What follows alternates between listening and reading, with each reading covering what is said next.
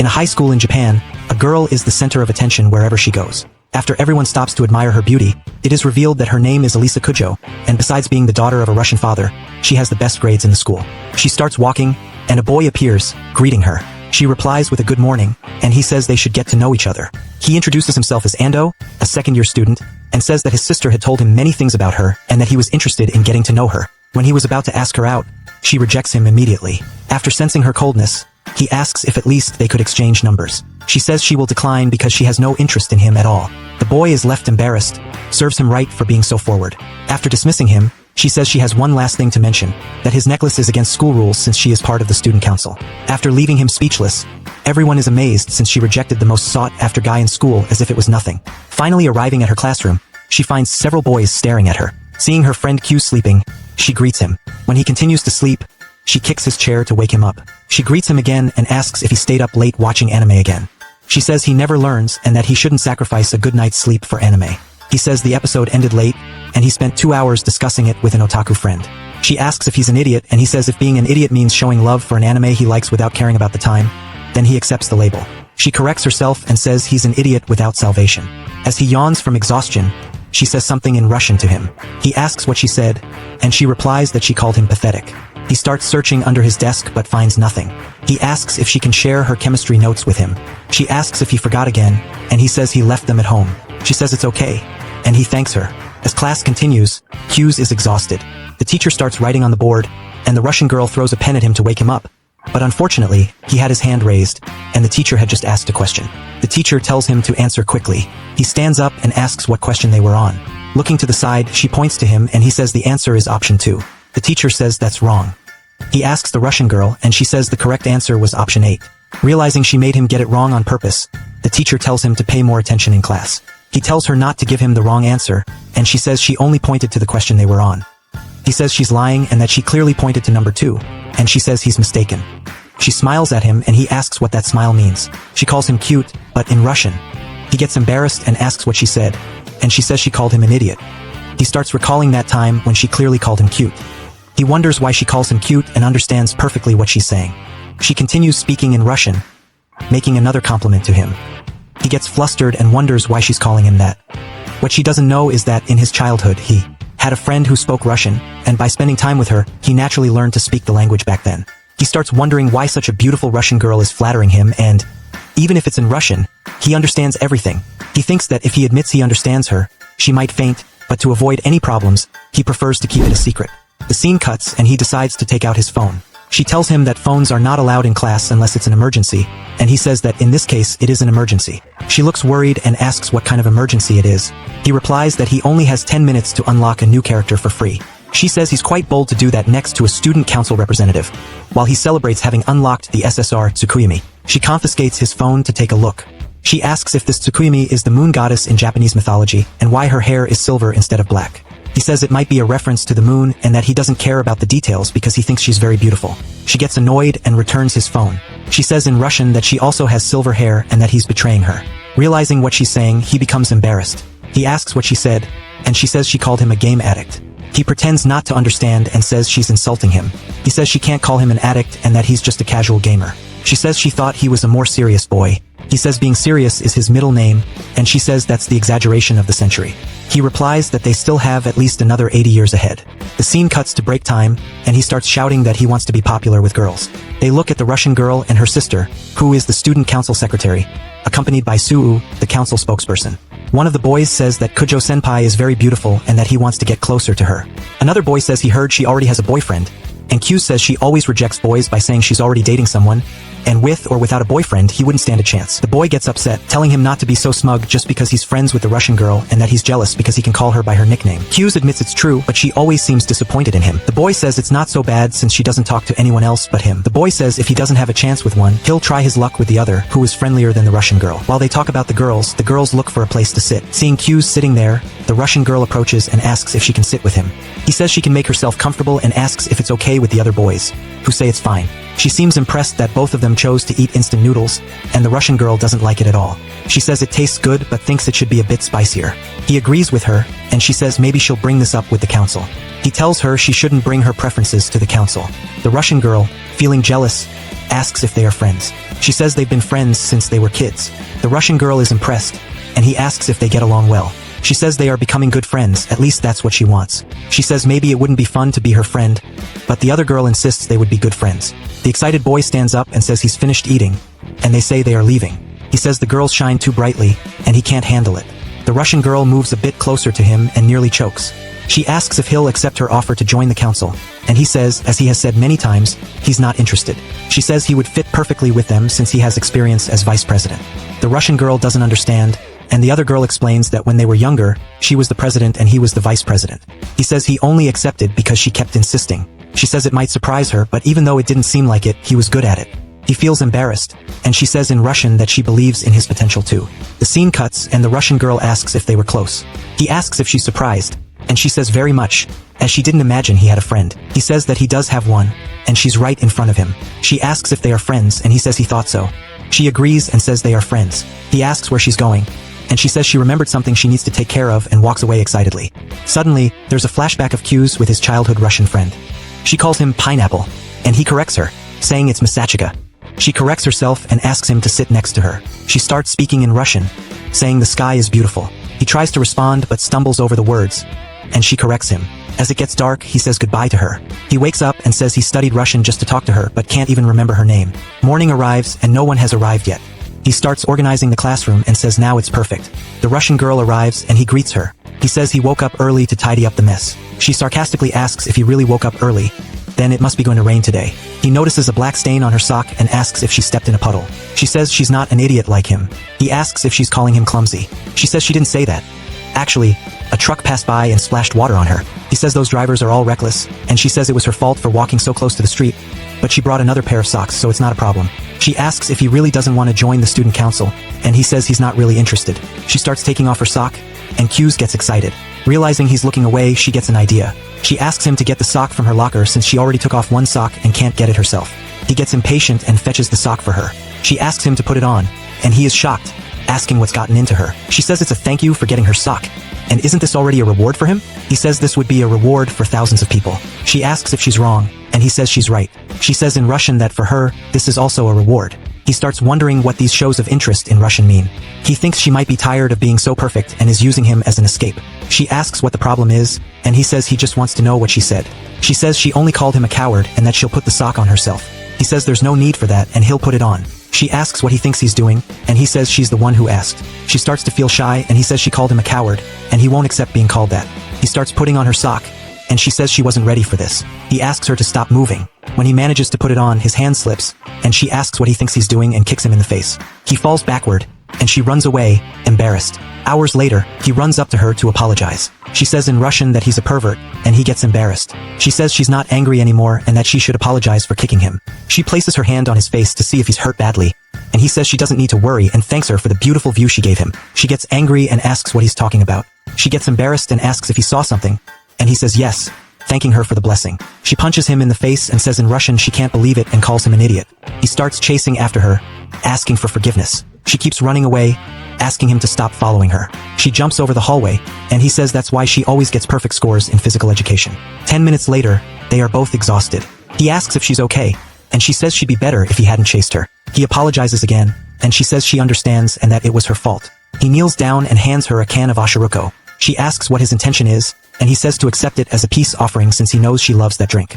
She accepts the drink, saying she'll drink it only because she's thirsty. She indirectly asks in Russian if he wants a sip. He is shocked, wondering if this is an indirect kiss and if saying yes means they will indirectly kiss. He asks what she said, and she says she mentioned it's good to drink something sweet after exercising. She speaks in Russian, saying it seems he doesn't understand a word she's saying. He starts to freak out, saying he actually understands, until the next day arrives, and he asks her what she wanted with him. She says it would have been right for him to ask if she had waited too long to be a bit more gentlemanly, and he starts being more polite, albeit ironically. Then the Russian appears and says they got along well. He says he didn't know she was there, and she apologizes if she's interrupting them. For some reason, He gets nervous around her and asks if she wanted his help organizing this mess. She remarks that he seems used to it already, and asks if he could get that board game for her.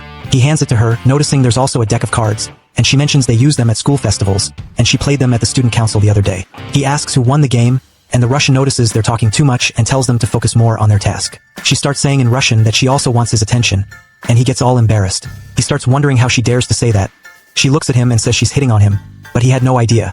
And she continues singing a needy little song asking for his attention, until some time passes and she thanks him for his help. Then an impressed guy shows up saying they're already done. After finding out that Q's helped with the task, he says he's the council president. He says he's heard a lot about him being very talented. He starts looking at him and says he really looks like a president. When he was about to say goodbye to them, he says he would feel bad if he didn't repay the favor, and in that case he would pay for his dinner. He says he didn't need to, but he thanked him anyway. She says he should accept it. After all, dinner wouldn't be ready when he got home. He asks how she knows something about his house, and she says they were childhood friends, and he says in that case they should all go to dinner together. Until the scene cuts, and they were already at the restaurant. He says he thought they would take until tomorrow to finish. The girl starts praising Q's and says he was amazing. The president says it's not normal for SEUS to compliment people, and if he was interested in joining the council. He turns down the offer and says he's tired of it, and what he did in junior high school was enough. He keeps insisting that he enters, and he says he is not very ambitious. She tells him to join them and that it would be better for him. He says she's practically the right choice to be the next president, and she says she wants to be in the student council with him, and he says he doesn't want to and that it's a lot of work. He says he was wrong in saying that only SEUS was the candidate for president, and that the main one is Kujo. He asks if this was serious, and she says she would be running against SEUS next year, until the waitress appears and says it's time to eat. After filling their bellies, they say goodbye and go their separate ways. He tells them to move forward, and she says he doesn't need to take her home. They start walking, and he asks if she really was going to run for president. She says yes, but the atmosphere gets a little heavy. She says he could leave her right here. Until the scene cuts, and Q's arrives home and comes across a pair of shoes at his door. When he gets home, she asks if he took the Russian home. He asks what she was doing here, and she says she's going to sleep here tonight. She starts talking about the manga she was reading, and how the unknown guy should be the heroine's brother, and how the protagonist doesn't notice. He says look who's talking, especially she who pretends to be his childhood friend. She says it wasn't a lie, and if he knew what a childhood friend was, he says it's someone you got along with as a kid. And she says he was right, and that includes brothers, childhood friend, otaku friend, sister. They can all be true at the same time. She returns to reading the manga and says that the guy with her was the older brother. He says that was classic, and she says that he was kissing her. He asks what the hell that was, and she says it was a masterpiece, and he says maybe they could just be half-brothers or something like that. And she tells him to stop being stupid, and that the manga is only good because the brothers are real, and that confirms that she is indeed his younger sister. Until morning arrives, and the girl sends a good morning to him. Wow, Japanese speaking English and I didn't even know. He says that because of her it wasn't good anymore. She says she was just waking him up with love and affection, and he tells her not to talk as if it were a joke. He says it was VD, and she asks if it was a divine goddess and that he really loved her, and he says it's VD for domestic violence. She says she was running out of options, and that next time, she would hide under the bed to pull his leg. He asks what she was thinking of doing, and after hearing her nonsense, he tells her to get off him. Until afternoon arrives, and the crazy ones had already watched a movie. She says it was great to see the exclusive moments that don't appear on TV, and she tells them to watch it again. He pulls her and says they need to go shopping. While they take a walk in the mall, they start looking at clothes, but she says she wants to buy some anime items. He's amazed to see that it costs 15,000 yen, and she says women's fashion costs per centimeter of fabric. He calls her and asks if it was his impression that there was something silver spying on them, and she says it wasn't just his impression. He says she took the ponytail off and that she was very different. Meanwhile, the Russian was just spying on them. They start talking, and he says he's surprised she noticed before, and she says she has a great sixth sense for detecting close people. He starts wondering what they were going to do now, and when he sees it, his sister had gone to talk to her. She gets all embarrassed and says she just happened to run into them a little while ago. And they say just a moment ago. She asks if she had already had lunch, and she says she hadn't yet. She says that since that's the case, she could go to the restaurant with them, and ask if she was really thinking about taking the Russian to that restaurant. She says he himself was looking forward to it. He says that since they are going with the Russian, they should go somewhere else. She acts tough and asks what the problem was. She asks if she likes spicy food. She starts thinking and she understands what kind of restaurant it would be. His sister says they were going to a place where they served spicy ramen, and since she likes spicy food, she should go with them. He says it wasn't that simple, and that he was going to be honest with her. He says it's an extremely spicy place, but she interrupts him and says she'll go. He tells her she doesn't have to if she doesn't want to, and she asks if he had a problem with her being there. Eventually, he gives in. Then the scene cuts, and they arrive at the spiciest restaurant in town. The Russian girl is shocked and asks why it's called Hell's Cauldron, and if it's not a ramen house. She confirms it is, and wonders why hell is in the name. He says she'd better give up, but she says she was just surprised by the name, that's all. After experiencing the very peculiar restaurant, she says she doesn't know what to order. The girl says the blood pool ramen is the mildest, and the thorny valley feels like your tongue is being pierced by needles. After hesitating about what to order, Q says he'll have the blood pool ramen, and she decides to order the same. His sister says since they're ordering the same thing, she'll have it too. The Russian girl remarks that she's dressed quite masculine today, which surprises her. She says since she's off duty, she decided to change her look a bit. The Russian starts to feel strange, saying she woke up in Q's bed this morning, and everyone was confused. She says she wanted to wear something different, so she borrowed his shirt. She asks what that meant, and he says she showed up at his house without warning, invaded his room, and jumped into his bed without his permission, but it seems she didn't really believe it.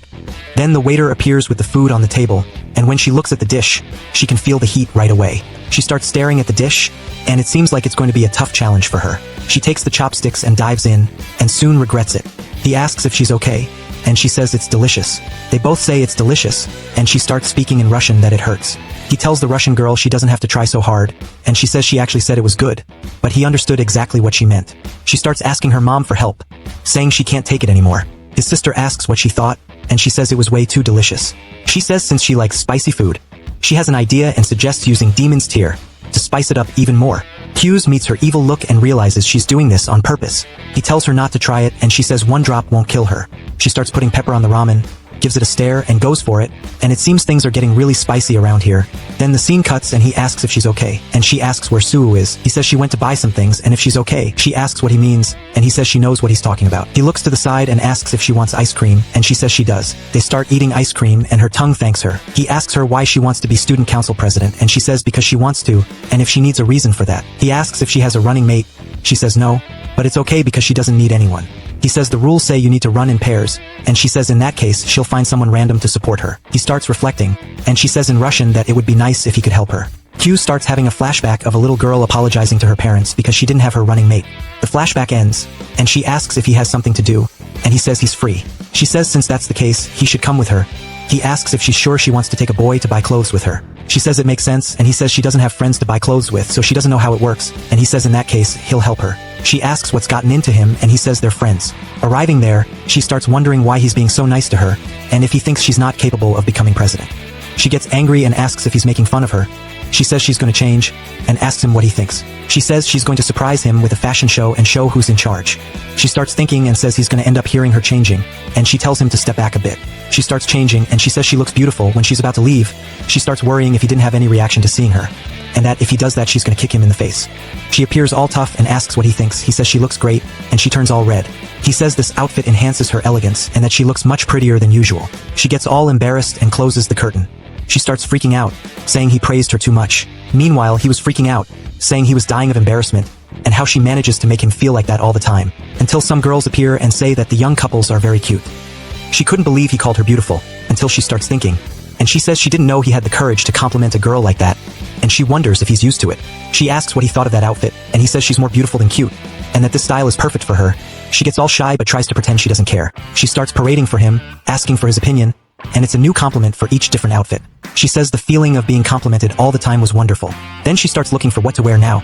She looks at herself in the mirror and says maybe this is too bold, but she's sure Hughes will compliment her. She opens the curtain and asks what he thinks of this, and when she looks, his crazy sister is there. She says she's very bold, and Hughes agrees with her. She gets embarrassed and closes the curtain, and she starts saying in Russian that she wants to die. She asks what she said, and he says she wanted to drag herself, and she says she's very childish. Until the scene cuts, and they were on the subway, and she was in the moon until now, until the subway stops, and he says goodbye to her. She says today was fun, and they should go out together more often. They say goodbye, and she starts wondering what she was thinking of wearing that kind of clothes, and that he'll think she's easy. Until she realizes, and she starts asking why they got off at the same station. Until she arrives later, and she gets home. Her sister shows up and welcomes her. She calls her Masha and says she had arrived. And she says she had already asked to be called Oni-chan here in Japan. They go to the room, and her sister says she looked very down and asks if something had happened. She says she's fine, but her sister says she can't fool her sister. She says it wasn't a big deal, and that she just happened to meet Hughes with her childhood friend. She says she understands and that she gets very irritated when it comes to him. She gets all giddy and says that finally, a boy has appeared who can touch her heart. She plays dumb and asks if she likes him.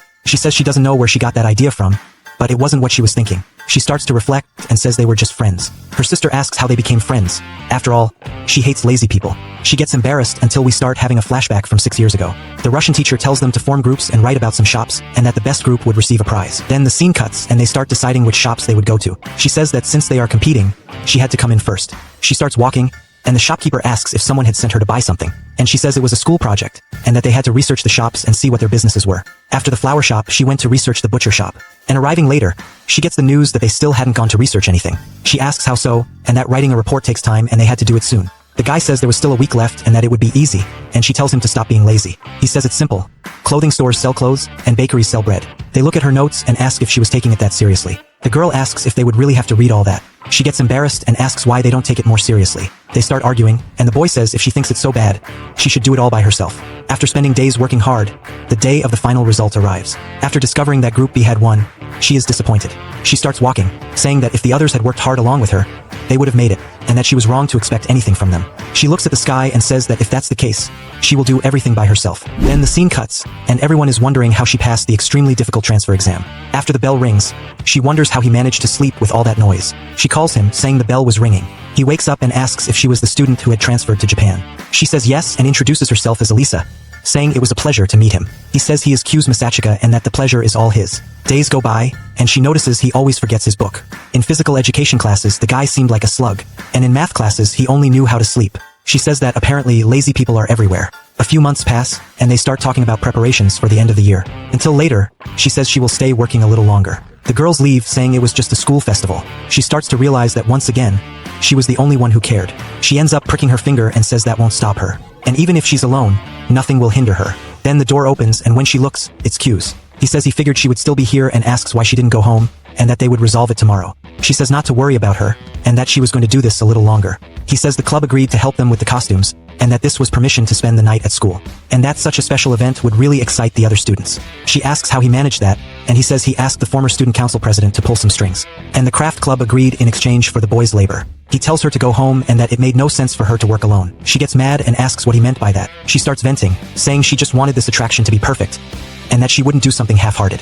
After continuing to vent, she asks if she was doing something wrong. He says she is putting effort into the wrong things, and that school festivals are not meant to be done alone. The goal is for everyone to work together. She was going to argue with him, but she gets embarrassed. He says that maybe this would irritate her. He apologizes and thanks her for her effort. She grabs her bag and says she's leaving. After leaving the room, she starts wondering what his problem was. Then the next day arrives, and they start talking about what the festival would be like and that it would be an explosion of fun. As days go by, everyone is dedicated. The Russian girl starts to understand the magic of group work. After enjoying the day a lot, night finally arrives. She finds Q sitting there. He says maybe the school was indeed strange. After all, who still had a folk dance? She asks to sit with him, and he asks if she wasn't going to dance, and that he was sure everyone wanted to dance with her. He asks if she didn't know how to dance, and she says she practiced ballet a lot when she was a child, and that it was easy for her. But she had refused everyone, saying she couldn't dance because she wasn't interested. He says fighting off the guys must be hard. She says it's fine, and that she's already used to it. And he says it makes sense, after all, she was their ice princess. She asks what he means, and he says that's what everyone's been calling her lately. She starts to think, and he asks if she didn't like it because it was indirectly calling her lonely. She says it wasn't that, and tells him not to make fun of her. He apologizes, and she says what bothers her is the part about being called a princess. He asks if that wasn't a compliment to her, and she says it makes it seem like she's a spoiled brat from a wealthy family. He says maybe it's her impression. She says she was born with above-average looks and talent, but she never managed to be satisfied with that, and that she gets irritated when her efforts are ignored just because of her class. He says it makes sense and that he will avoid calling her that. She thanks him, and he asks what she was thanking him for. She says he was right, and if she had done everything alone, she wouldn't be seeing everyone gathered like this. He tells her to relax, that he just filed some documents, and that he didn't do even half of what she did. She says that even so, it bothers her and that she wanted to repay him somehow. He says he doesn't want anything, and she says he doesn't have permission to refuse. He says that if it's like that, he has an idea. He asks if there isn't a custom in Russian to call people by a special nickname. He starts thinking of a nickname, and she says her family calls her Alya, and he asks if he had permission to call her that. She asks what he would gain from that, and he says he has the glory of being the only guy in school to call her by a nickname. She asks if he is an idiot, and he thanks her. Then some desperate guys show up asking to dance with her. They start arguing over who would dance with her, and she says she didn't want to dance. Suddenly he grabs her hand and tells the guys that she was already busy. He starts pulling her to the middle of the court, and she says it feels like her heart is going to explode. This is too beautiful, man. I think I got something in my eye. He says that since she practices ballet, dancing now would be easy for her. She agrees with him, and he tells her to show her potential, and he calls her princess, and it looks like she liked it.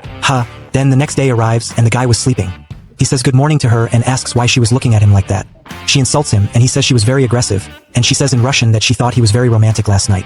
Then the flashback ends, and she says she now understood, and if that was what made them fall in love. She asks if she had paid attention, and she says that clearly is the beginning of a beautiful love story. She gets embarrassed and says they were just friends, and she says it starts like that and that this story is classic. She grabs her necklace and mentions a guy she likes. The Russian girl says she really trusts him, and she says her friend is the same. She starts telling when he saved her from a dog, and she tells her to stop bragging about her love life. Then the scene cuts, and Q's goes to the office. He welcomes him, and he says he just came to help the girl. She asks if he was Q's, and that she was Alya's older sister and student council secretary. He says the Russian girl was a great friend to him, and that he had heard she needed help with some shopping. She says he can call her Masha, and that anyone who is a friend of her sister becomes her friend too. She takes his hand and says it's a pleasure. They start looking at each other, and she asks what his given name is. He says it's Masachika. She is impressed, and the principal asks what the problem is with his name. And he asks if the problem wasn't with his face. She gets a bit sad and says it's nothing, and that she was happy to meet Alya's friend. She speaks in Russian for them to go, and he asks what she said, and she confirms she told them to go. Then the scene cuts, and they had already arrived. She says that this stuffed cat was very cute and looked like her sister. He wasn't liking it at all, and she suggests they buy stuffed animals that look like each person on the council. He says it's a terrible idea, and that the president would feel uncomfortable. She ignores him and continues looking for a bear for the president. And when she sees it, it really looks like the president. He tells her to stop with that idea, and she says she will at least buy this kitty for her. And he tells her to hide that kitty, otherwise the Russian girl would take care of it. After leaving there, he wonders if she's always like that, and if so, Alya must go through a lot. She says that was the place, and he tells her to go, and that he would hold things for her. She tells him to take good care of Alya Nyn, and he gets all embarrassed. She says they look very good together, and he says her tastes were very dubious. When she tries to take a picture of him, he tells her to stop with that. The mustached guy serves her tea, and she thanks him and asks Q's what he thinks. He says he's not a tea expert, and he starts thinking, saying that his sister knows that well, and that their mother had taught her. Suddenly he starts having a memory of his father saying he was going to separate from his mother. He agrees sadly, and says he wants to stay with his father. His sister was sick and says she will stay with her mother. The flashback ends, and he finds her asking if he was okay. He says it was nothing, and she says he seemed hurt. She starts stroking him and saying he would be fine. He asks what relaxing feeling this was, and that it was very familiar. Suddenly he feels warmth, and he says it was burning his back. The cup ends up falling, and it looks like things heated up, until the scene cuts and they had returned from shopping. He asks what she was holding. She asks if he doesn't think it's cute. He says he does, but asks her not to leave it here. She asks if she can't, and he asks her to reconsider. Hughes says these are the purchases they made. The president says it looks like they bought common items and that he had helped a lot, and that God knows how it would have been if she had gone alone. And Hughes says it would have turned into an amusement park. The president gets closer to him and asks if he had decided to join the council. He says no, but that he doesn't mind helping with some basic things. She asks why he doesn't just join officially. The president agrees, and he says he understands Yuki wanting him to join, but why was he so determined about it? He asks why he's so determined not to participate, and that there was more to the story. He says he's not worthy of being a council representative. And the president says he disagrees. After all, he was an excellent vice president in middle school. And he says that experience proved it, and that he never had a proper goal for it. The president asks what the problem was. After all, he became president just to win the heart of a girl, and that this was a more inappropriate reason than any other. He starts laughing and tells him to take a look at this picture. Hughes asks if it was his younger brother, and he says that was him in the 9th grade. Hughes is impressed and says he changed a lot. He says he was like that 2 years ago, and that besides being a terrible student, he hated sports and never liked school much. But after he fell in love with one of the prettiest girls in school, he decided to make an effort to become a worthy man for her. Hughes asks who she was, and he says it was the vice president of the council. He gets embarrassed, and the president says he doesn't need a proper reason to join, and that even she only joined because Chisaki asked. He asks if it's true. She says yes, although she was already interested. She says that it doesn't matter the reason, what's important is what you do while you're here. He asks if that's how it works, and she says that's how it should be, otherwise only saints would occupy the positions. He says she's right, and the president says they can't ignore his results in middle school, and that he has absolutely nothing to be ashamed of. He starts to have a flashback of his sister saying he always needs to be by her side. He says it would be a lot of work, and she says he's her brother. He says if he wants to join the council, he should make someone the president, and that this was already acceptable. He says they will welcome him with open arms. Hughes says he'll think about it, and he says that's the privilege of the young. She says he talks as if he wasn't young too, and that he doesn't look his age. He starts laughing, and Hughes starts thinking, saying he had a strange air of importance. He looks at the chair and asks where Alya was. He says she was resolving a dispute between the baseball and soccer teams. He asks what he means, and he says the baseball team has championships every year at this time. But the soccer team made it to the qualifiers this year, and they were arguing about who would use the field. He asks if the Russian went to try to resolve the situation. He says yes, and that unfortunately no team wants to cooperate. The girl says the baseball captain was featured on TV, and he says he's known as the future. He says usually Chisaki handles club fights, but she's absent because of important matters, and it seems the Russian was having problems. He decides to go there and says he'll just check if there was a fight. Until the scene cuts and the atmosphere was tense. The guy says it's more advantageous to play at home. He says they have these matches every year. He says it's just a stupid friendly match. She tells them to calm down, and that insulting each other wouldn't solve anything. He asks if she had a better idea, and she suggests they use the Riverside Park for practice. The guy complains, and he says there was a baseball field there, and he says there was also a soccer field. While they argued to see who was more important, the two captains were silent. She tries to calm the fight, and she says no one was listening to her. She says she doesn't know how to influence people, and that since that day, she never wanted to trust people and always preferred to do everything alone. She says she always refused to interact with people, and now she was reaping what she sowed. After all, who would listen to someone who only knows how to be arrogant? She starts crying, saying she was completely alone. She starts speaking in Russian, asking for someone to help her. And when you see it, Q's appears, he apologizes for the intrusion, and says the council sent him. Until we are shown a few seconds ago while he was watching everything happen. He says that way she wouldn't succeed, that both were too stressed, and they needed to act differently. He says he feels sorry for her, but this would be a good experience. When he was about to leave, he hears her asking for help. He says that's why she ends up alone because she only says that in a language no one understands, and he says in Russian that he is coming. Until we return to the present, and they ask if he wasn't the vice president of middle school. He says the president had explained a bit to him, and if they wanted to compete to see who would get the field. After the captain confirms, he says he has an idea. He tells the baseball team to train by the riverbank. After all, they have fewer members in their team. And in return, since the soccer team has more people, they send people to help with their training.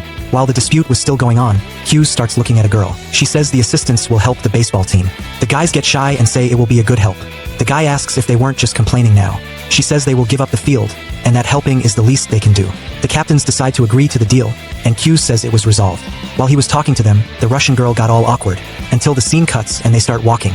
He apologizes for intervening, and that he ended up taking over her speech. She asks why he made that proposal, and that logically the baseball team would never accept it, and that it seemed like he knew the assistant would offer to help.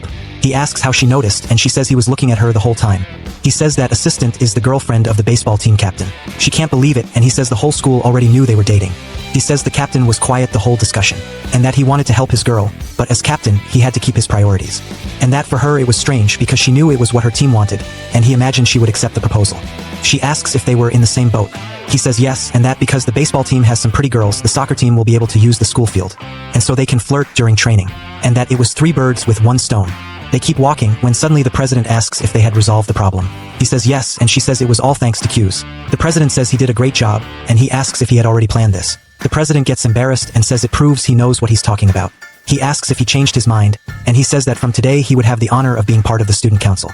He is happy with the news, and it seems the Russian girl didn't like it very much, until night falls, and he says he feels he was tricked. He has a flashback of him telling him to bring the form tomorrow. He starts thinking, and she calls him, and he asks what it is, and she asks if he was really going to join the council. He says yes, and she asks if he was doing it to run for the election with Sue. He asks what she would do if the answer was yes, and she says she will become the council president, even if it means having him as a rival. He starts to remember the past and says she was always very determined. He looks at her and says he will make her the president. And if that's what she wants, he won't leave her alone, because he will always be by her side. She gets emotional, and he asks her to hold his hand. She gets all cute, and her eyes fill with tears. She takes his hand, and he says now they are a team. She thanks him and says something in Russian to him. He gets scared, and he asks what that was. He starts to remember his childhood friend, and he wonders if that feeling still existed inside him. She starts squeezing his hand, and he asks what the problem was. She asks if he was thinking about some girl. He asks how she knows. He gets shocked, and says that's the second thing a romantic comedy protagonist can't let slip. She says he just said he would be by her side. He says yes, and she asks if he was thinking about Sue.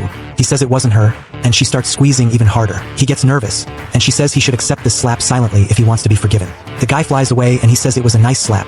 She calls him an idiot and extends her hand to him, until the scene cuts, and he says this is the first time he gets slapped by a girl, and that he gained more XP as a man. She asks if he hit his head when he fell, and he says his brain was perfectly fine. She says she forgot his brain was defective from the factory. He says that's not something to say to a guy who was considered a child prodigy. And it seems she didn't really believe it, until the scene cuts and she asks how his cheek is, and if he needs ice. He says he's fine, and just doesn't feel anything on the left side of his face. She says that doesn't sound good, and he says he was joking. He says it was throbbing a bit, and she gives him a kiss on the cheek. He is left speechless, and she says it was just a little kiss. He starts to zone out with the sensation. She says goodbye to him and says they will talk tomorrow. He asks how she did that, and he starts shouting for her to tell him what she said in Russian earlier. Until the scene cuts, and we are shown that she said she loved him.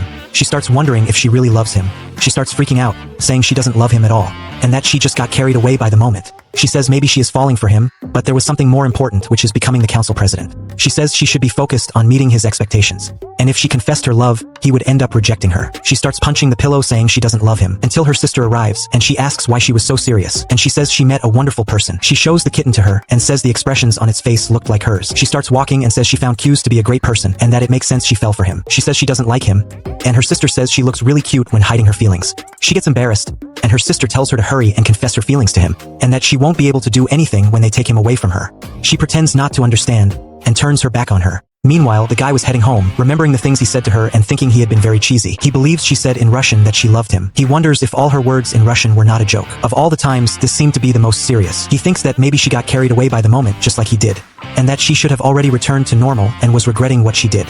He feels a bit sad and starts having a flashback of his mother complaining that he hardly ever stayed home because of work. and that apologizing wouldn't solve things so easily. He reflects that love is a fragile emotion, and that thinking about it is a waste of time. He thinks he wouldn't be able to be by her side. After all, he abandoned his sister and left her to carry on the SEUS family name alone. The scene cuts and he arrives home. He sees her shoes and wonders if she isn't busy today. He thinks that if today's events were planned for him to join the council, she would clearly be involved. Then he opens the door and sees her. She calls him a pervert, and he responds that he knows she set this all up. She asks if he realized it, and he says he bets she left as soon as she heard him close the front door. She pulls him and tells him to wait, asking if he wasn't curious about why she did this. He tells her to put her clothes on first. She says she realized something crazy. She points out that they lived together for years, but they never had the scene of walking in while the other was dressing. He says this is worse than he imagined. She says siblings see each other changing at least once in their lives. He tells her maybe in her manga and to calm her otaku brain. She gets mad and says it was at least worth a picture. He asks where she was looking, and she says it's a camera that only idiots wouldn't see. He gets mad, and she says she will make it up to him for tricking him. He says he doesn't want anything from her as compensation. She tells him to calm down, that he was talking too much, and that she knows he already examined her thoroughly. He says he'll teach her something, that showing everything had no fun, and that she wouldn't attract anyone that way. She gets embarrassed and says she hadn't thought about that. He starts to leave, and she says she won't be fooled like that. She asks if he looked her up and down. He says maybe a little, and she calls him a pervert. The scene cuts, and he asks why she was drying her hair in his room. She asks if, after talking to the president, he decided to join the council. He says he decided to support the Russian girl for president. She is shocked and says Alya took her brother. He says he wasn't taken. She starts calling him a pervert and asks if he was bewitched by Alya's body. He tells her to stop talking about such things, and she says he needs to open his eyes. She says it's better to have a size C in hand than 2 size E's flying. He says he wasn't interested in either. She starts saying nonsense to him, and he asks why she was thinking such things. She asks if he didn't want to be the first to touch his little sister. Honestly, this anime isn't from God. He tells her not to say such things, and she says he already did it when they were in elementary school. He says he doesn't remember that. The atmosphere gets awkward, and she asks if he forgot. She says in 2nd grade, they bumped into each other while playing tag, and he dove into her thighs. He says he would remember if he had done such a miracle and to stop inventing scenes she sees in her animes. He says at that time she hardly went out because of asthma. She says now she's fine and hasn't caught a cold since the 2nd year of elementary school. He says she could be more relaxed, and she says she is, but only at school and at home. She asks him to pamper her instead of apologizing. He starts brushing her hair, and she asks if he decided to compete with Alya. He says yes and apologizes to her. She says there's no need for him to apologize, that a rivalry between siblings would be classic. He says just to be clear, he hadn't stopped liking her. She says she knows and asks if he still loves her a lot. He indirectly says yes, and she says he admitted it. She stands up and says she didn't need anything else and thanks him. She says now they're rivals and that she's an easy girl who can ignore 1 or 2 episodes of betrayal, and that he can chase after her if he gets tired of the Russian girl. He tells her not to call it betrayal, and that he wouldn't do that. She says she knows that in the end, he'll come back to her. He asks if she became the last cookie in the package, and she says goodbye to him. She closes the door and says now he found someone to motivate him. She laments that unfortunately, it wasn't her who succeeded, but she wouldn't lose by any means. The next day arrives, and he says it's not normal for her not to have invented anything to wake him up, and that maybe she was upset with his decision. He says she wasn't like that, but he had to make it up to her somehow. When he gets up, she pulls his leg. The guy is shocked, and she starts laughing. She tells him if he thinks this will end sadly to think again. He gets mad, and she tries to escape. She asks him to pull her, he smiles and starts suffocating her. He says he will bury her alive, and she says she's going to have a fit with that manly smell. The scene cuts, and the girls were talking about dramas. Meanwhile, Alya was upset because his seat was empty. When she hears a noise at the door, she thinks it's him. She wonders what she was worried about, and that he would come in with a sleepy face as always. She tells herself to stay calm. She hears them greeting cues and is startled. He says good morning to her, and she acts tough. He asks if she was preparing for class. She gets all giddy with his looks, and he asks what the problem was. She says there wasn't any, and she hears a guy inviting him to go to karaoke. While they were talking, she says Q's was different this week. She starts freaking out, wondering what she was thinking, and that he probably didn't get enough sleep as always. As the class goes on, she notices he wasn't falling asleep. The scene cuts, and she wonders if he was improving his behavior for her. She has a flashback of him, then snaps back to reality and makes a great shot, scoring a point for her team. While the girls were praising her, she notices the clueless Q's getting hit in the head with a ball. The scene cuts, and he starts complaining about the pain. He says he was feeling hungry when Alya appears asking if he was okay. He asks why she came, and she says she was worried he got hurt. He says it seems she saw it, and she asks if he wants to go to the infirmary. He says he's fine, that he came to get some fresh air. She gets worried and tries to measure his temperature. She says it's hard to tell like that. He gets a bit shy and starts remembering the size E his sister mentioned. He gets all silly, and she starts tying her hair up. He's enchanted by her beauty and says she must be doing it on purpose. He starts admiring her beauty, and she asks what it is. He says it's nothing, and she leaves, telling him to drink some water. The scene cuts, and they go to drink water. He sees her drinking water and gets all excited. When she looks at him, she asks what he was doing, and he says he needed to cool his head literally. Suddenly, she asks what's wrong with a guy who overflows with charisma from head to toe. He tells her to stay calm, that he was just refreshing himself. She asks if there was something in the sky, and he says he sees clouds. She says he's right and asks why he was stating the obvious. He starts thinking that now he loves gym uniforms. She says he was all wet and asks if he wants a towel. He says he's fine, that he'll let the sun do the work for him. She puts the towel on his head, and he ends up seeing something else. She asks if he's cooler now, and he says now he understands how a dog feels. She asks what breed, and he says he doesn't understand that. He asks her to forgive him for being a stray mutt, and she says naughty dogs have their charms. He gets embarrassed and she pulls him, saying they need to hurry up and for her to go back to class. She says she just got there, he thanks her for the towel, and she says goodbye to him. As they walk, he says he knows where this is going, that they'll call him a pervert. She asks if he's feeling better now and if he doesn't need to cool where it hit. He wonders if she thinks he got wet earlier to cool where the ball hit him. He says he's fine, that there's no bump on his head. She checks and he gets all embarrassed. He wonders why she's being so nice, if she entered a romantic phase. He asks if she isn't being too nice to him. She says he's been different all day, and she was just worried about him. And he starts thinking maybe he hasn't gotten over what happened yesterday. He says there's nothing wrong until his stomach growls, and he says he didn't have breakfast today. She blushes and says she thought he was paying attention in class for once. But in reality, he was just too hungry to sleep. He says he actually had a good night's sleep. She gets mad, saying that while he rested, she couldn't sleep. She stares at him and he asks if she knows what God said. She asks if he's reminding her to love her neighbor. He says Jesus said if someone slaps your cheek, offer the other one too. She stares at him and says that's the look of contempt for a fool who is good for nothing. She walks away, saying she was foolish to worry about him, and she says there's no way she fell in love with this idiot. And he says that's the Aliyah he knows. Later, he asks her to go to the council room together. She stands up angrily, and he thinks maybe he went too far. They see some students bowing. When they go check, they come across her. He says he entered the wrong room, and when he was about to close the door, she stops him. She apologizes and says she thought they were the baseball and football guys. He asks what they did, and she says they ignored her freshmen and there was even a fight, but then she ended up hitting some of them. He says it's an exaggeration to carry a bamboo sword. She says her fists can be lethal, but a sword like that wouldn't kill anyone. He says this is Sarashina, but the boys call her Ane. He tells Q's to chill out and that she didn't commit any violent acts, and that she only used the threat to make sure they would behave. They're all confused, and he says the sight was lovely. She starts hitting him and the guy is laughing, until the girl shows up and asks if she's late. She tells them not to have a romance in the council room, and she says that wasn't what she was thinking. She asks if he's hurt, and he says his shoulders were already hurting, so it was good for him. She says unfortunately she can't control her strength, and he says he was preparing his body to deal with it. They start looking at each other, and Russa tells him to be careful with what he says. He says the boys call her A&E and asks if she wears a band like Sarashina. She asks why he thinks that, and he says if she did, it would be a Sarashina band on Sarashina. She says it seems they get along very well. She plays tough, and he says her sister already noticed. She's in shock, and he says they get along very well. Then someone knocks on the door, and when they check, it's Q's crazy sister. Then the council meeting starts, and he asks Q's to introduce himself. He says he is Q's Masachika, and he will be handling the general affairs of the council, and that next year he and ALYA will be running mates in the presidential election. And it seems like she liked it. He says that his specialty is being an otaku, and that they can talk to him about most of the popular anime that exist. The president says that he is now officially a member of the council. He asks if he could accompany ALYA's sister and help her. The president agrees and says he is sure that he will adapt quickly. After all, he already has experience as vice president. But he still wants him to work with others while learning the basics. He asks if there were not enough people. The president confirms, and Q's perverted sister interrupts, saying she's going to the art club's exhibition. She says that they will definitely discuss the budget. So, in that case, she wants ALYA to accompany her. She gives a fake smile, and ALYA tells the president that she will go. He authorizes them, and they leave quickly, and Q starts thinking that something strange is going to happen. While they were walking, the Russian girl says she should tell her something. She asks if she has a minute to talk. She says yes and suggests they do it in that empty room.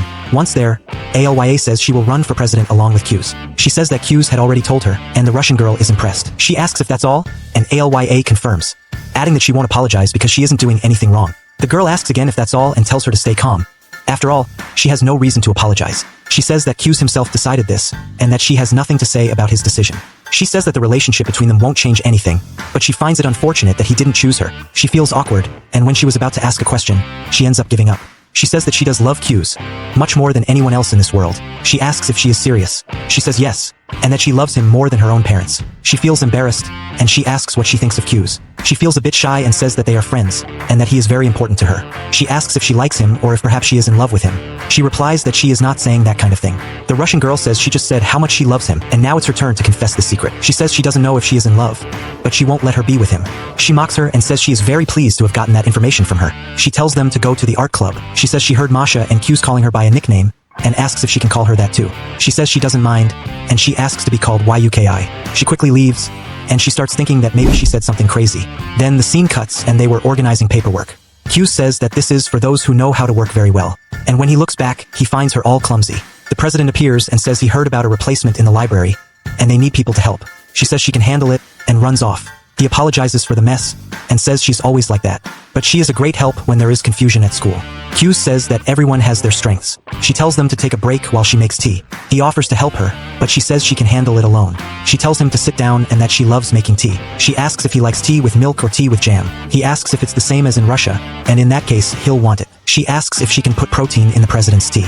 He says there's nothing good about that, and Q says he didn't expect that kind of joke from her. She smiles at him, and he asks if black tea is a typical winter drink in Russia. She says it depends on the family, and that her family drank tea all year round when they lived there. She says her mother can't live without tea, and he asks if her mother is Japanese. She says it seems like he knows a lot about Russia. He says he watched many Russian movies with his grandfather.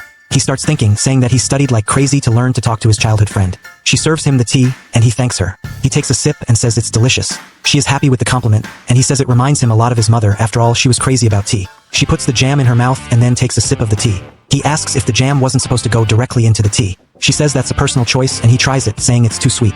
Suddenly the door opens, and they say they've arrived. Masha asks if they would like a cup of tea. She sits next to him, and it seems like she sat too close. She asks what's wrong, and he asks if she isn't too close. She says that in Russia, it's considered bad luck for a young woman to sit at the corner of the table. He asks if that's true, and she says yes. Things get a bit strange, and the atmosphere becomes tense. He asks if something happened between them. He asks Masha if what Alya said is true. She says yes, and that single people who sit at the corner of the table will never get married.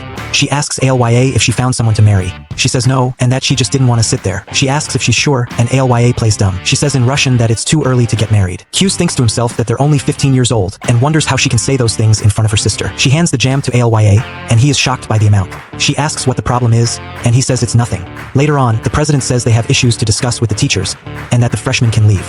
The scene cuts to them going home. He notices that she seems different and says that his sister must have done something. He calls her and asks what she thinks about stopping somewhere to eat something.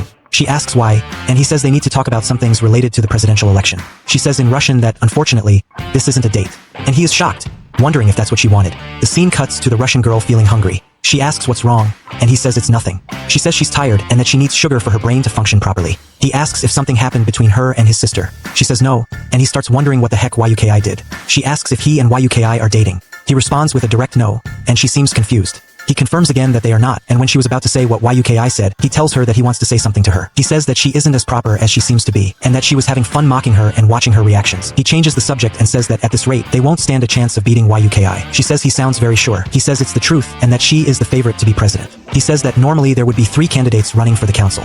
He says that in the past, there were 6 candidates making up 12 people. He says most gave up on the student council. She asks what that is, and he explains that it's a debate among the students. He says that if the baseball and soccer teams hadn't reached an agreement, they would have had to debate in the student council. She says she has seen that happen before, and asks him to explain more about why they gave up. Hughes says that when the council presents the candidates for president, it becomes a preview of the election.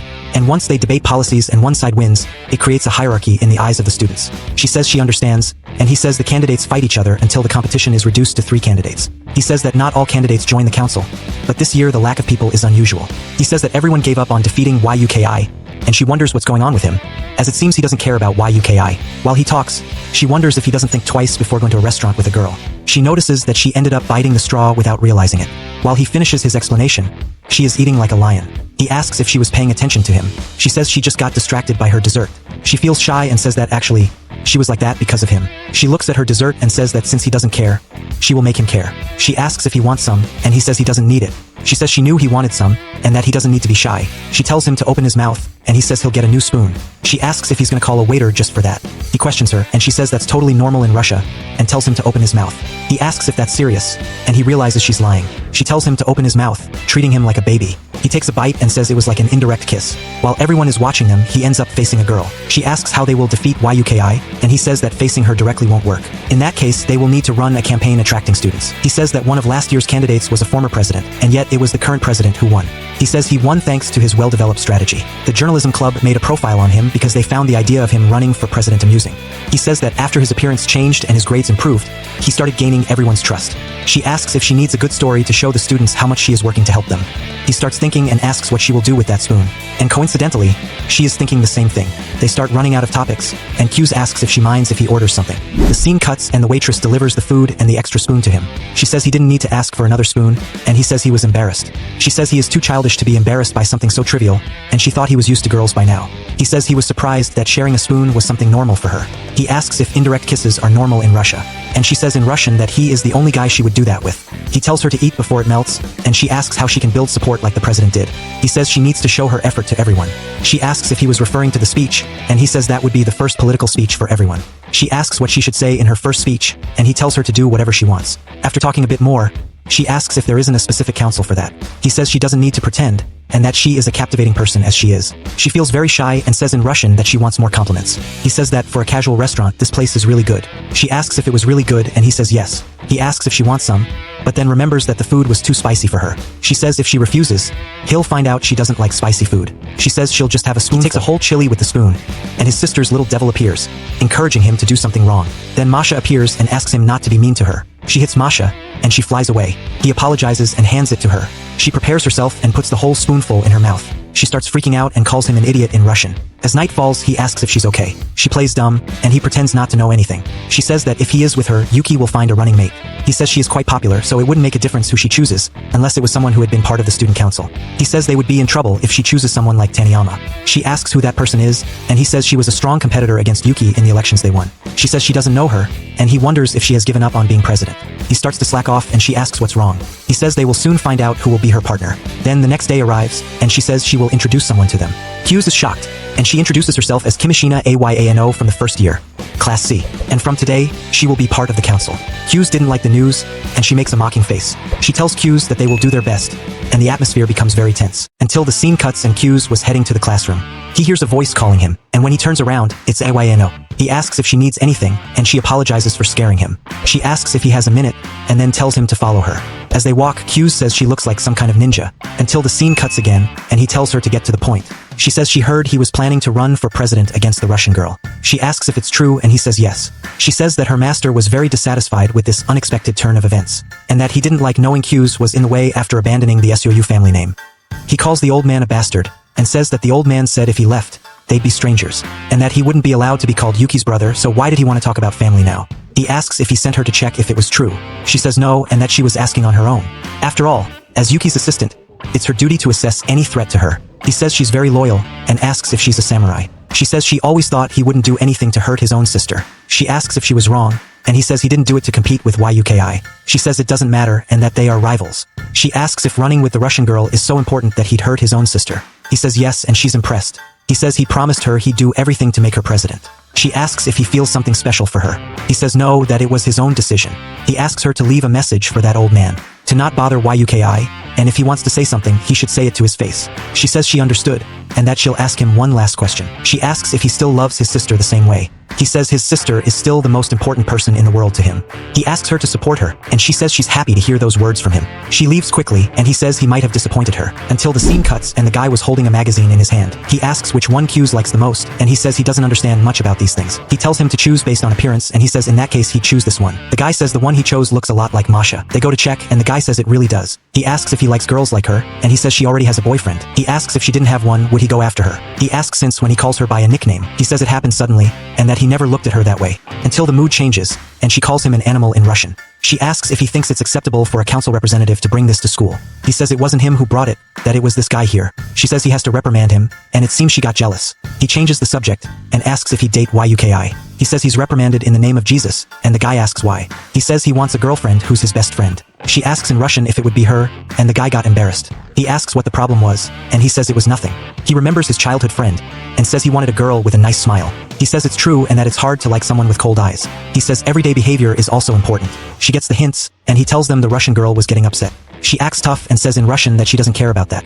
He tells them to say something nice to her. The guy stands up and says it doesn't matter if it's a pretty girl like Lya. They say he wasn't helping, and she apologizes if she only has beauty and no charm. He tries to justify himself, but he's shaking. She takes the magazine and says she'll confiscate it, and it seems the guy got sad. until the scene cuts and Ayano was saying that Q's was still the man she idolized. She asks what he said, and she says he refused to give up supporting the Russian girl in this election. She says he asked her to tell the master to come speak to him in person. She's impressed, and says those words were sincere. She says his fantastic aggressiveness caused shockwaves in her womb. She's shocked and asks if she's in love with him. She says she idolizes him, but there are no romantic feelings involved. She says she'd never dare to try to date him, and all she wants is to be a tool for him. She says she's a submissive and asks what she meant by that. She says she's a super maid serving a boss. She thanks her for the explanation and says she'll dedicate herself to being the perfect submissive. She didn't like what she heard, and says that Q's also said she was the most important person in the world to him. She's surprised and runs to the window. She's relieved, and says she almost shouted her love for him in the middle of school. She says her brother is too cute, but since he wants to face her, things are going to get interesting. She says she never thought ALYA would be a problem for her, and she says that most first-year students believe in her victory. But as for the Russian girl, they think she's a transfer student making a mess by challenging someone who was already president. She starts laughing and says they're ruthless. She asks how Q's is going to turn the situation around, and she says it looks like she's having fun. She says she's finally going to face the greatest talent ever to come out of the SEUS family. She says she's never been able to surpass him in anything, and now he's coming for her with ALYA. She says they can come, and she'll face them with everything she has. She calls her and she asks what it is, and she asks if she doesn't look like a final boss. Until later, and the girls were playing Uno for a KIT. The Russian girl ends up giving up, and she says she had nothing and was just bluffing. She's impressed, and Masha says it's a shame. She takes the chocolates and she gets mad. She starts dealing the cards, and the president says YUKI was getting the upper hand. He says it's a battle of intelligence, and YUKI is good at it. She says she feels it's easy being the Russian girl, and he says he was trying not to say that out loud. She apologizes, and the Russian girl was in shock. The president says she doesn't look like she's bluffing, and he thought it would be easier for her. But as for her sister, you can't tell what she's thinking. Q says she has her own special energy, and she asks if she's not stupid, and he says he was trying not to say that. The girl appears behind her and asks if she wants more. She says yes, and that she caught her by surprise. Q says he doesn't need it and that he still has some. He says she behaves strangely, and if she learned that from being SEU's assistant. She says yes and that her grandparents taught her. Q says her grandparents served Yuki's family. She says her parents are office workers, and she chose this option because she admires her grandparents. She asks how long she's been doing it. She says there wasn't a specific date, but she's been doing it since the 2nd grade. She asks if it wasn't too early, and she says it was out of admiration for her grandparents. When she was about to talk about Q's, she corrects herself and says it's good to serve YUKI. Q's gets angry and asks to talk to her. She apologizes to him, and he tells her not to let it slip again. He looks into her eyes and wonders why they show respect and love instead of being angry at him. He asks if making a sound is a necessary skill for an attendant. She says her grandparents already taught her that, and that a servant should never stand out. She starts having a flashback of when she was a child. And honestly, at that age, I was watching cartoons on TV. Until Masha appears and asks her for a drink. While they were playing, she says ALYA told her to shut up and leave. The president says he's worried they'll fight. Hughes says it's no problem, and that she was having fun. Masha says she was spreading her wings. He agrees with her, and she asks if he noticed. He says yes, and they wonder if she was really having fun. She pours the rest into the glass, and she says she'll bring more drinks. She says she's going, and she says she was the heroine of the day. Hughes says that this welcome party was for them, and that it made her the heroine. She calls him a hero and asks if he can show the way. He says he's gonna buy drinks and asks if she wants anything. She says she wants a coffee with milk, but with more coffee. The Russian girl says she wants an ashiruko. He orders a cider and she orders a cola soda. Ayano asks for water, and she says she wants lemon tea. He tells her she doesn't need to ask since she's going with him. They start walking and she thanks him. He asks why, and she says it's for him offering to compete with ALYA. She says she knows the Russian girl was happy, and he says she doesn't need to thank him for that. She disagrees and says that ALYA never had anyone to rely on, and that she was happy he was by her side. He asks if she was perhaps hiding her responsible side from ALYA. She gets embarrassed and says she doesn't want to compete with her. She says ALYA puts a lot of effort into everything she does. She starts having a flashback about them and says that's why she loves her so much. He asks if that's why she acts like a carefree sister. She says she wasn't pretending anything, and that living life with tense shoulders gets tiring. But nevertheless, she tries to be more relaxed around ALYA. While he's getting the drinks, she says she doesn't want her sister to feel isolated. She says sibling relationships are difficult. She says they are too close, which leads to comparisons and competitions. He starts thinking and says he understands that so much it hurts. He says he doesn't feel inferior to her only because she always shows her love and admiration for him. He starts wondering if she was intentionally using an otaku personality, but he knew she was genuinely like that. He says she's a very caring older sister. She says she's actually a great sister but asks him to keep that a secret. He asks why he would say that, and that she probably wouldn't believe him. She says he acts as if he's not hiding a responsible side. He says unlike her, he doesn't have a reason to. He says he only plays the lazy role to relax and not have people depend on him. She smiles and starts patting his head. She says he's trying hard and that everything will be okay. He gets shy and she says he's a good boy, and he starts wondering why he gets so soft around her. Then the scene cuts and someone calls the Russian girl. And when she looks, it's Taniyama from Class F. She calls her over to talk, and ALYA remembers the information Q's gave her. She asks if it's true that she's running with Q's in the presidential election. She replies yes, and she asks if she has no shame in doing that. She says she stole the running mate that Yuki had in mind, and if it was to upset her. She asks if she's implying she did something dishonest to have Q's on her side. While everyone was following the drama, she says it doesn't matter how she did it. But she chose a lazy person to be her running mate. And that can only mean she was trying to provoke Yuki. Q's shows up and runs to them. He asks what's going on, and she says this bitch is accusing her of doing something to steal him from Yuki. He says he doesn't know what she heard or from whom, but that was his own decision. She says it's hard to believe that, and that he's been slacking off for a while, and what would motivate him to team up with a new transfer student. He says he can't deny his laziness, but anyway, Yuki had already accepted his decision. He says she got everything wrong and should apologize to Alya. She mocks him and says the problem was with him. She starts getting closer to him and challenges him to a student congress. While the drama was unfolding, the students were spreading the gossip to everyone. He asks if she's serious and she asks why she would joke about that. She says someone like him doesn't deserve a place in the selection, or better yet, in any place on the student council. She says she heard this could establish a hierarchy and for her to stop ignoring her presence. She tells her not to get involved and that she's just a puppet with good grades. She gets scared and says they're running as a team, and in that case she'll have to go over her too. She says she was trying to spare her from the embarrassment, but in that case she'll take them both down at once, and that people like them don't deserve to run in this election. Until the scene cuts, and the president says that the topic of the debate will be about the teachers. Hughes says that he doesn't have a good reputation with the teachers, and that she did it on purpose. He asks if they would really go along with this idea and that they wouldn't gain anything from it. She says that they will, and if they defeat that hag, their candidacy will gain credibility, and that she won't forget that she insulted Hughes, and because of that, she will have to apologize to them. The president is confused, and Q says that it wasn't that bad. After all, they will be able to talk about their candidacies earlier. The president says that since they want that, he will announce it by the end of the day. Yuki asks the president to let her take care of the announcement. He gives her permission and she wishes them good luck, and they thank her. Until later, when he says that if he knows Taniyama well, she would use these arguments. She says she understood and he asks how she would react to that. After some time passes, he says it was very good, but she could have summarized it a bit more. She calls him and asks if he got along with that hag. He says that's not the case, and that he feels there was respect when they worked together. She's a bit confused and asks why she did that. He says he doesn't know, and that maybe she thinks he's participating in the election just for fun. She asks what made that girl have such a negative impression of him. He says that before, he was Yuki's partner, and now he left her to team up with someone else. And it makes sense for her to doubt his motives. When she was about to speak, she realizes that this is all because she teamed up with him. She's upset and says that it was her fault. He calls her and asks what happened. She says she will try harder tomorrow, and he agrees with her. The next day arrives, and the girl says she missed him and that even if it was strange, they would have fun. He asks if she wasn't too relaxed, and she says she had nothing to do so she was relaxed. The Russian girl finds it strange, and she says she's Maimi Nanoa, SAYACCHI's running mate. She introduces herself and says they'll have a good debate. She says she was more serious than she imagined, and that she thinks she would get along well with SAYACCHI. She rushes out, and the Russian asks if she was Taniyama's partner. He says yes, and it seems they are childhood friends. He says they are quite opposite, but they got along very well. She says she understands, and he says that this blonde girl is one of the most popular people in school. And when it comes to connections, she's definitely at the top. She says it's a very powerful resource in an election. He tells her not to worry about that today and to focus on Taniyama. She says she understands and that he's right. Later, she asks what she thought of today's topic. She says that Taniyama only faced their queen in middle school. And as for the transfer student, all she knows is that her grades are good. The Russian looks at the crowd and asks if she can really do this without being ignored like last time. She says she can, and that this is for Q's. After all, he agreed to be her partner. Meanwhile, she faced people mocking her and saying she would lose. She gets distracted, and Q's calls her. He asks if it's true that she was a cup E. She calls him a pervert and says it wasn't a good time for that.